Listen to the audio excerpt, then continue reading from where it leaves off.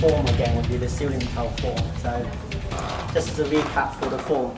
Now we've gone through the first part of the form where we got the Wu going down and we've got the Tan going up. Right, put it back. You've got your three punches, and what we do is that we're going to start from the first bridging cycle. So the first bridging cycle we have here is that you've got the hand coming out from the Tan, and we've got the Wu. Now this only represents the action of the hand. It's not the actual position of where the hands are being. So the first bit we showed you is that we've got the Wu going down and we've got the Tan going up. So we're going to use the Wu position and we're going to use this Tan position. Yes? So what happens is the first bridging cycle we've got, the Tan and the Wu, we're going to put the Tan and then we're going to move the Wu. Alright, now I'm going to show it with Steve here. Now it doesn't matter whether you're using the Tan and the Wu on the outside of the bridge or on the inside of the bridge, and I'll show you both versions. So when he throws a punch, there's going on the outside of the bridge. So from the Tan, I'm going to turn the body. It doesn't matter how much pressure, you can put maximum pressure, put it onto me, bend the elbow. He's not going to be able to break that structure, because what happens is you're going to use the bow structure, absorb the energy, and then going into the Wu. So that's the Tan, Wu on the outside. First the same punch again. Right, I'll take it from the inside. You've got the Tan here, yes, into the Wu. So if I intercept from the Tan and he wants to put pressure on me from here, he's not going to be able to put the pressure down because it's a structured flow. So what you're going to do is that when we intercept with the Tan, what I want you to do with the Tan, I want you to make sure that you take out the structure. Yes, so you've got the distortion from here. So what's happening with the Tan, if you push that Tan down, it's not going to go down because I have a bow structure from here. Watch the Tan. First thing you see is that we've got the Chun there. Take out one Chun. Elbow's gone already.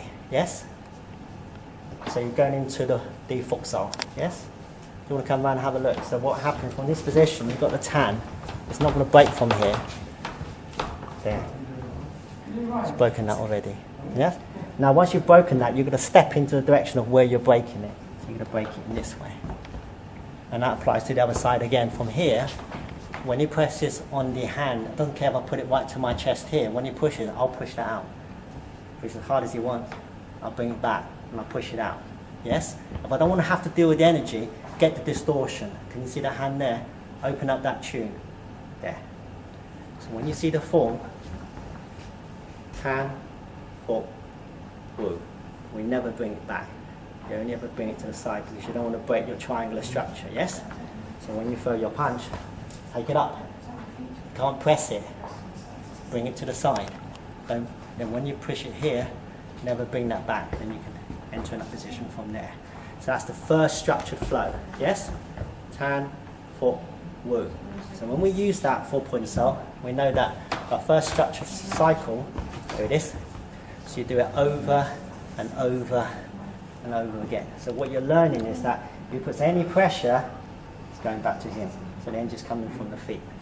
So it pushes here, you can learn how to distort from here and how to push from there. So there's your first cycle, continuous cycle. And it's a structured flow, which means that when you put pressure into it, take it over and bring it back. So you have to learn what we call how to neutralize or how to zero the energy. Any pressure, learn how to zero the energy. Yes? Right, so we move on to the form. You've got Tan, Foot, Wu, and Wu again. Now you've got 3 of these because it's a continuous cycle. Now, what happens is that for interception, we've only got the primary bridging. We've only got the Tan and the Wu. When you throw a punch, what happens if I use the Wu? Wu, Foot, Wu. So in our drill, Wu, Foot, Wu. Now if I'm doing it from the inside, Tan, Foot, Wu, or Wu, Foot, Wu. Yes? So I can go on and on and on and on. So what's going to happen is that if he throws a punch, there, into the Wu position from there. Now that wasn't one move, that was 2 moves. But I'll just speed it up a bit there. But if he slows it down, 1, there, 2, I've got that position from there. All right? And if I want to do a continuous structure flow, just keep going. Yes? Now, if I was to use my other hand and put one as the tan, one as the wu, it would look like there's the Poon Sau, there's the wu, there's the tan. There's the wu, there's the tan. Yes? Any questions so far? Okay. So now, what I want you guys to practice is that how am I going to get the structure flow? What makes a structure flow? What makes a structure cycle? Going back to the first one of the tan and the wu. What happens from this position? I have to get a zero position from my structure. So what I'm going to do is that as soon as I feel the pressure, I'm going to find his elbow. Yes? I'm trying to distort his elbow from here. Now, can you see how I collapse my structure? Now, I want you guys maybe to start off from a structure position from here and then slowly bring it in to see whether you can control the bridge by bringing the bow structure in. When you're bringing it in, the shoulder has to be released, otherwise you're going to rip your shoulder. So if that's released and it pushes in here, he's not going to get the pressure in there. Now, if you put it to your body, you can now use your body. Or from this position here, load up the feet. When he pushes in there, I'm going to bring the energy out again. Yes? All right. So the thing about it is that half of it is because we're taking out his power. So we have to take out his power first before we put our power in it. Otherwise, it's going to make life a lot easier if you can say take out 30% of the power on impact. All right. So that's what we do. Is that what we do is that in terms of balance ratio, 70-30.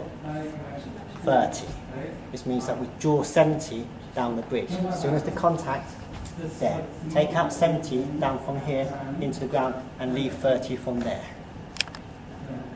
Yes? Okay? So because we're draining power, if you start increasing the power, I increase the draining part.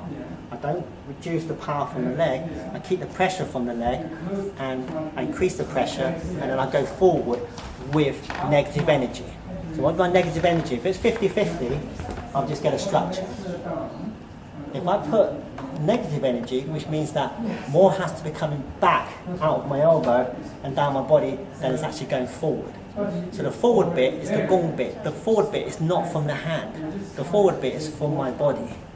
So the body is 100% going forward, but the hand is actually using negative energy. So this is what I mean by the balance ratio. You can start off with 60-40, 70-30, or 80-20. Yes, 80-20 you have to go soft. So again, if I touch the hand under 80-20, push as hard as he wants there, he's not going to get the power through because I'm draining most of the power that comes into my bridge. Yes, any questions? You? Puzzle, no? Alright, so we move on. Now, we have the wu, foot, wu. Alright, so we've got that 3 times before we pull it back. We do that, okay? So let's show you how we use that basically. So, now, the options from the wu. You've got the wu, foot, wu. Do we use that as a press or do we use it to go through? Yes? It depends on what your intentions are and then what you get. So when you throw the punch, if you want to go through, you just walk through. But the hands continue the same action of wu, foot, wu. And one thing you remember is that both hands work in unison. So when you have the interception of wu, you're controlling the center. So it doesn't work independent. So if you want the yin and yang, if this is going up, that's going down. Yes? Because you're walking through from here. Now, if you want control of the bridge, put it in there. So now you can see hold the wu, using the triangular structure, is using the press.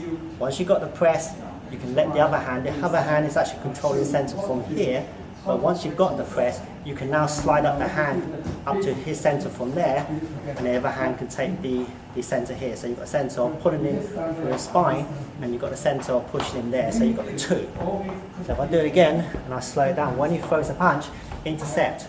Now, watch the interception. I'm not chasing the hand, I'm chasing the center. Watch what happens to me when I deploy the wu. I step behind the wu. It was only ever chasing after his face. What it's not doing is this, chasing the hand. My focus is not on the hand. It's actually on him. So when he throws a punch, leave your backhand there just in case it goes through there and look for the person. So in real time when he punches, I'm only going for him. Yes, I'm going for the face. I'm only interested in centres. So what you want is a direct line to him, not to that hand there. So make sure when you're using your Wu, you've got your second Wu back here. Yes? Any questions? No? Okay, so what you can do is practice that part of when they're punching. Keep your hand there in your face just in case. Yes? And if you can remember, yes? Go down as well. Yes? But the main thing is keep the hand where it is. It's like that thing where we don't move the bridge on centre, we move ourselves behind the guard, yes? Yeah.